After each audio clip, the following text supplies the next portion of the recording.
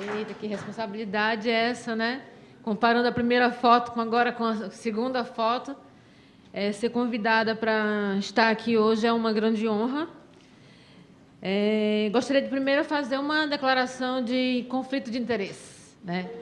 Então, eu tenho, assim, muitos interesses, né, em estar aqui hoje.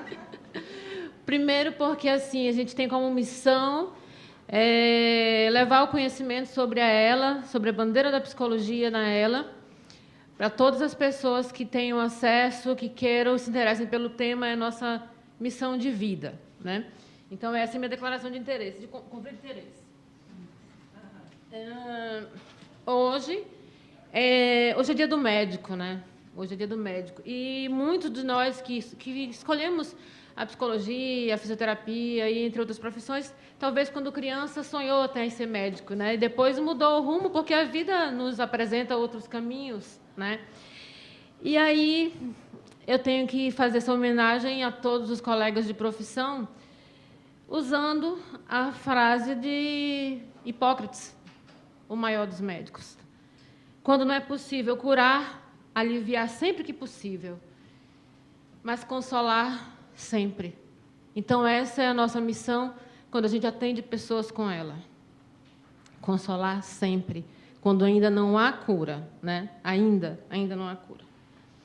Eu costumo pensar que viver com ela é viver numa nova rota, né? O GPS sempre fala assim para a gente, reconfigure a rota. Ele não fala acabou o caminho, né? Reconfigura a rota, reconfigura a rota. E sempre nos lembra que nós temos que, na ELA, a gente tem que aprender a viver no equilíbrio, né? A fisioterapeuta diz assim para a gente, olha, não pode fazer muito exercício, senão você pode estressar o nervo, mas também não pode ficar parado, porque você pode perder por desuso. Não as nutricionistas liberam a dieta, mas também não pode ser qualquer dieta, como a doutora Salvione falou. Não pode ser qualquer coisa. Então, nos obriga, profissionais da saúde, a nos reconfigurar nossa rota, aprender tudo novamente, porque ela é desafiadora. Ela nos obriga a estudar novamente. Então, aqui hoje, unindo os dois Rio Grandes, Rio Grande do Norte e Rio Grande do Sul, né, nesse encontro de aniversário de 20 anos, vamos lá começar a falar sobre o nosso tema. Nós temos coincidências, né? O Rio Grande do Sul é Rio Grande do Sul porque os portugueses confundiram a Lagoa dos Patos, né, com o Grande Rio, o Grande Mar, não é isso? Não é isso que a história conta, os gaúchos?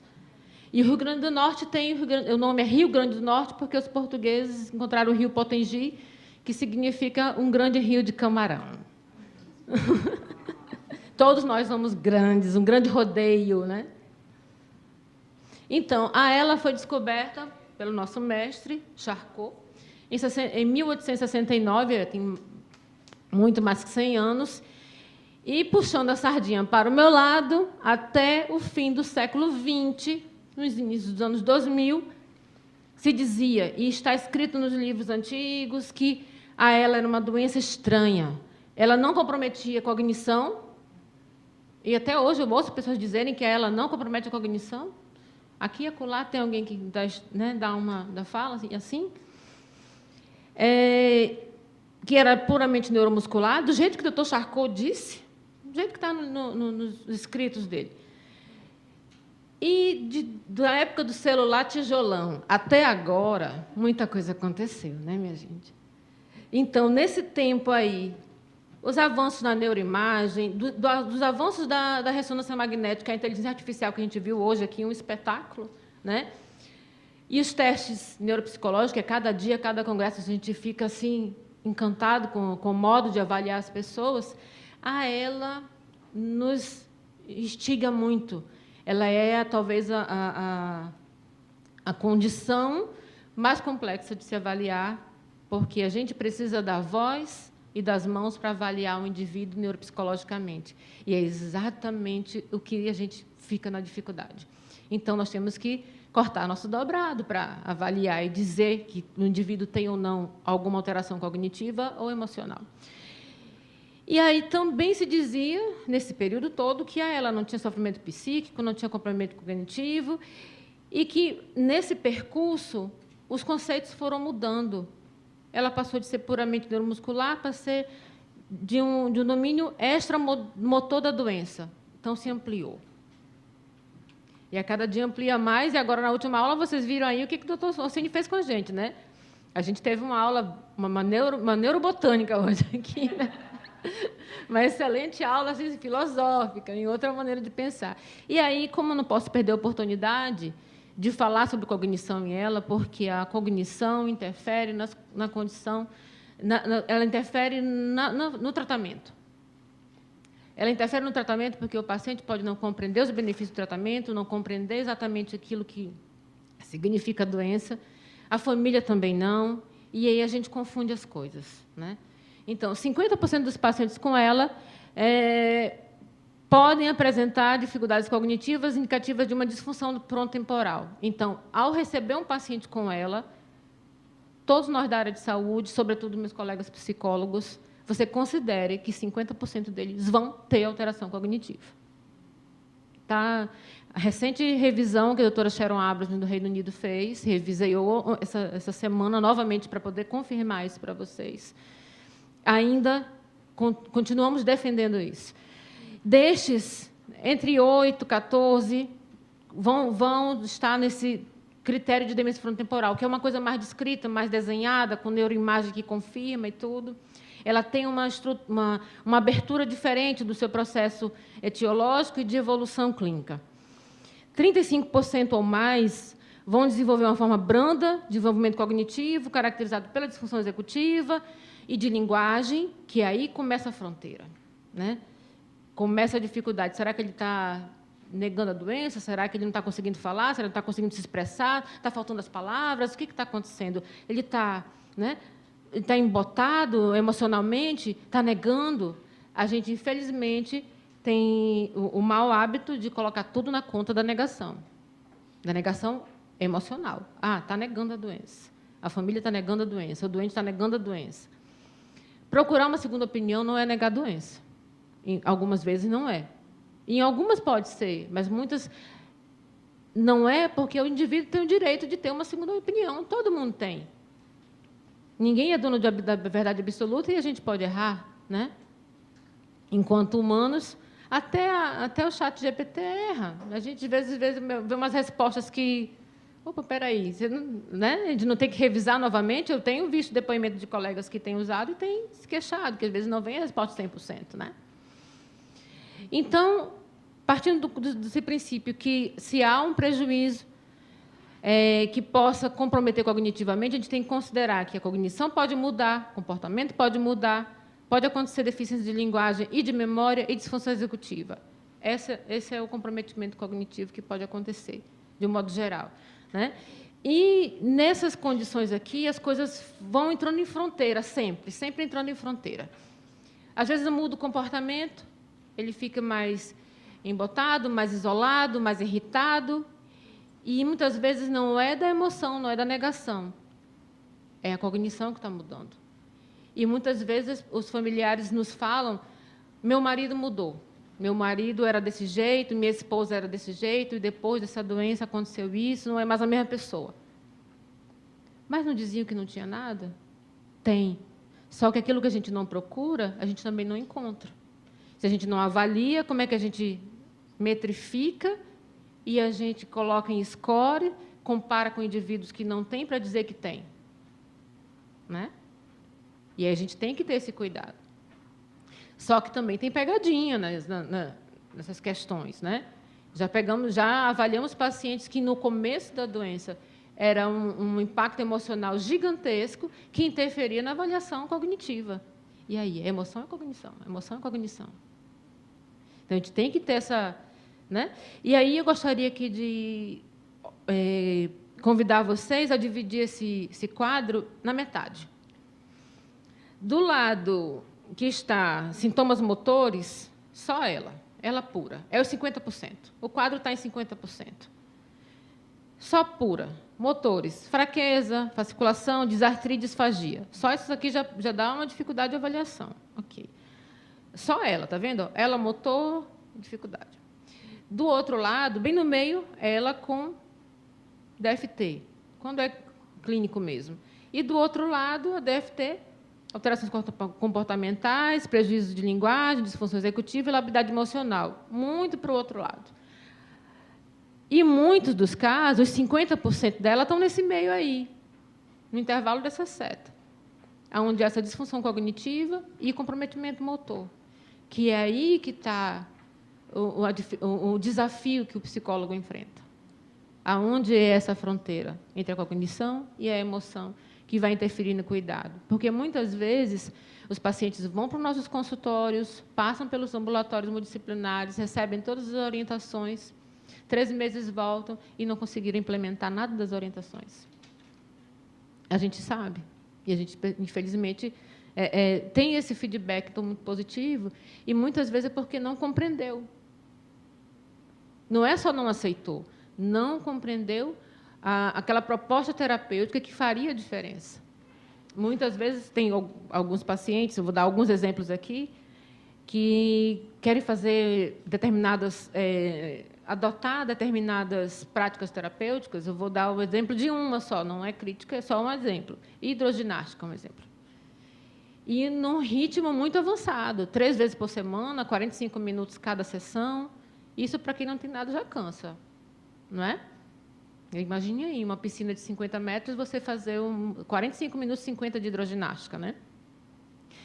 E a gente, nossos fisioterapeutas orientarem que não é o adequado, explicar por que não é, e 3 meses depois a pessoa volta: olha, mandei construir uma piscina para o educador físico ir lá e fazer a hidroginástica comigo, porque eu vou melhorar.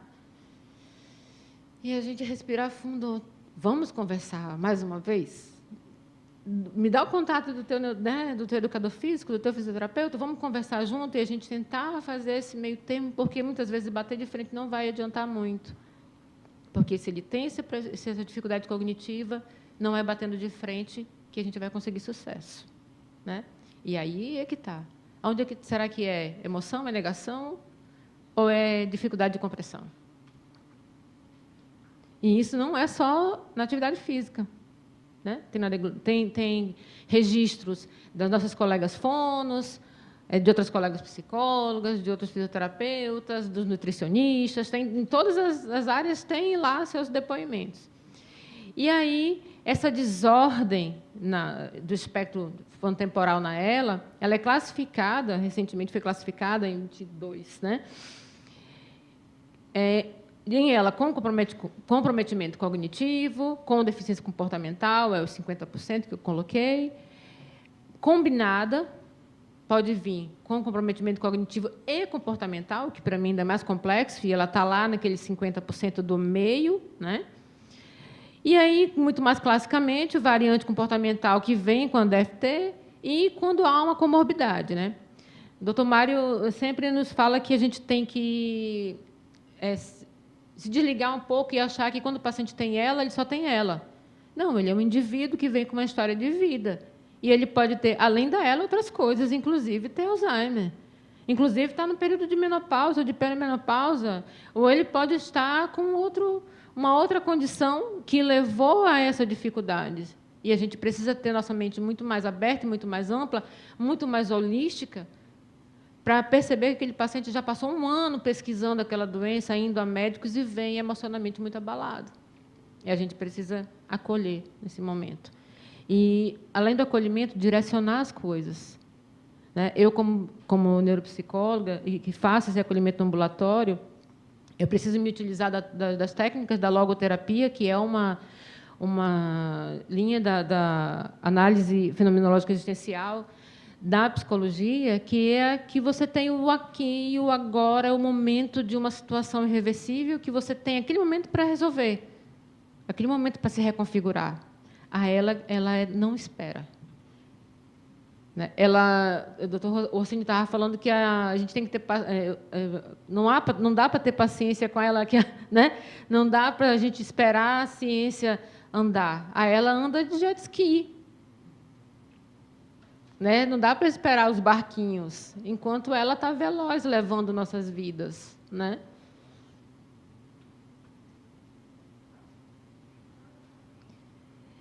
E aí, as fronteiras começam aqui. Por que essas fronteiras interferem no cuidado? As mudanças de personalidade e a cognição social, elas são descritas, elas são caracterizadas por comportamentos relacionados à irritabilidade, a negativismo, egocentrismo, percepção emocional de si e dos outros familiares, dificuldades com habilidades sociais, fica um indivíduo mais ríspido, muitas vezes, dificuldade de comunicação, de dizer exatamente o que quer e como quer. E uma das coisas que eu coloco em vermelho ali é a apatia. A apatia é uma dificuldade em que o indivíduo não tem uma resposta adequada para um estímulo. E isso, infelizmente, é um prognóstico ruim de evolução.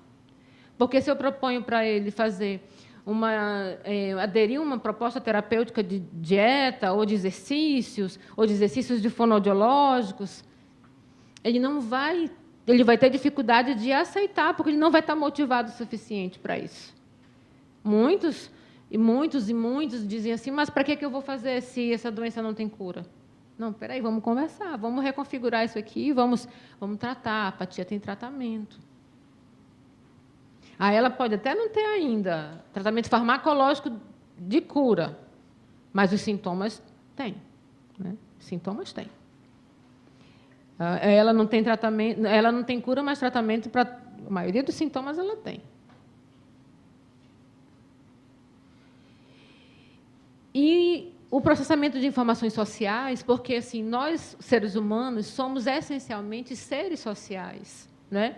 Então, a gente precisa aqui reconhecer emoções, entender quando o nosso familiar está bem ou quando não está.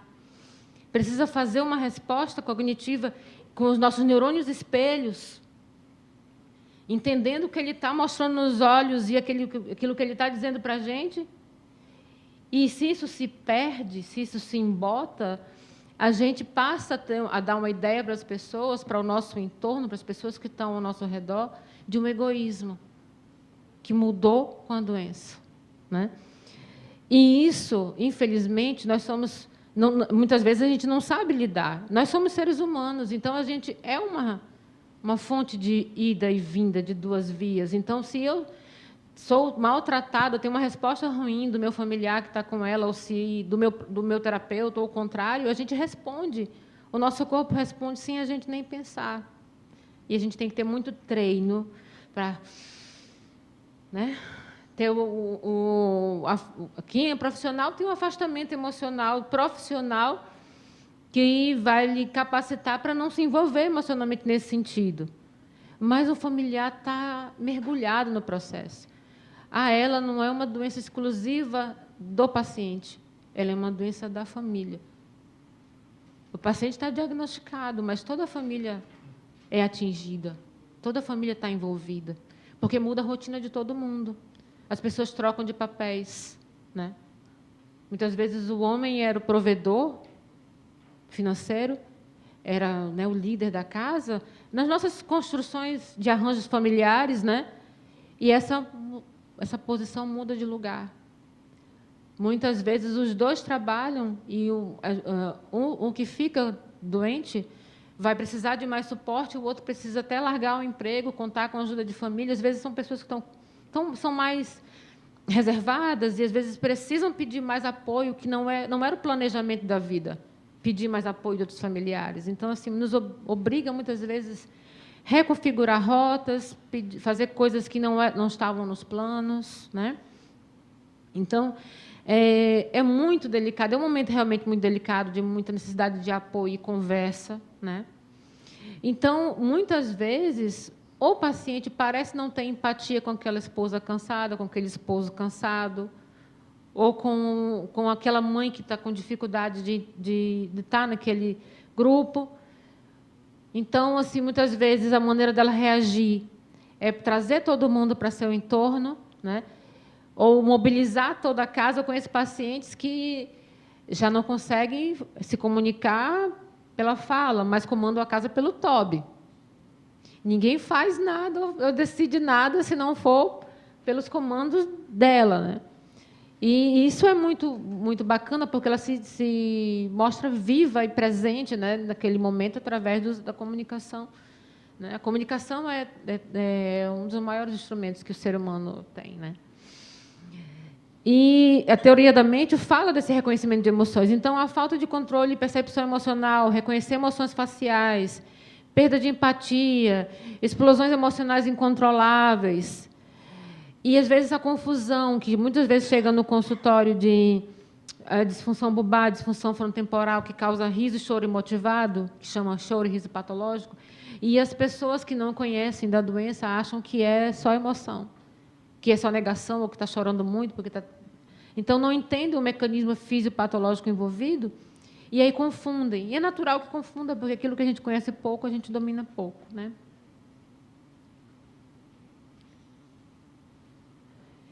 E aí, falando mais ainda dessa questão cognitiva, por que interfere no cuidado? Porque fica para o familiar assumir várias funções, que é a função do cuidador principal, do cuidador secundário e do terciário, que muitas vezes a família, que muitas vezes era grande, se resume a poucas pessoas que dão o cuidado, e, infelizmente, a esposa ou o esposo assume diversos papéis, concentrando no só, e isso leva a uma sobrecarga emocional muito grande. Então, essas dificuldades relacionadas à deficiência de fala e linguagem vão interferir na comunicação, vão interferir na forma como se quer dizer, vão silenciar emoções, vão silenciar desejos. Então, voltando aqui a esse ponto aqui, a nasognosia é um distúrbio neuropsicológico que impede que a pessoa entenda o diagnóstico como ele de fato é e interfere no cuidado, né? A apatia, do ponto de vista conceitual, é uma motivação reduzida em direção a comportamentos orientados com objetivos. Essas duas questões aqui são fundamentais para o prognóstico e vão fazer diferença na adesão de tratamento. Então, essas manifestações comportamentais de desinibição, egocentrismo, impulsividade, diminuição de adaptação social e perda de empatia fazem parte desse processo da doença. Já concluo. Aqui, falando dos aspectos emocionais, é comum a depressão, que não era investigada antes, sentimento de desesperança, negação da doença, mas muito mais por medo de perder a autonomia, de se tornar um peso para a família, de não poder mais ser um provedor, não ser mais uma provedora, de perder aquele lugar de centralidade na casa, do seu espaço. Tudo isso é desafiador para o ser humano. No entanto, esses aspectos emocionais eles não têm relação com a severidade da doença e podem acontecer em qualquer tempo, ou no início ou no final. No começo é o mais delicado. Há uma depressão reativa e a gente precisa realmente estar muito mais atento nesses primeiros meses, porque há um risco de autoextermínio, então a gente tem que ter muito cuidado com isso. Ser muito mais efetivo, ser muito mais ativo enquanto familiar e profissional.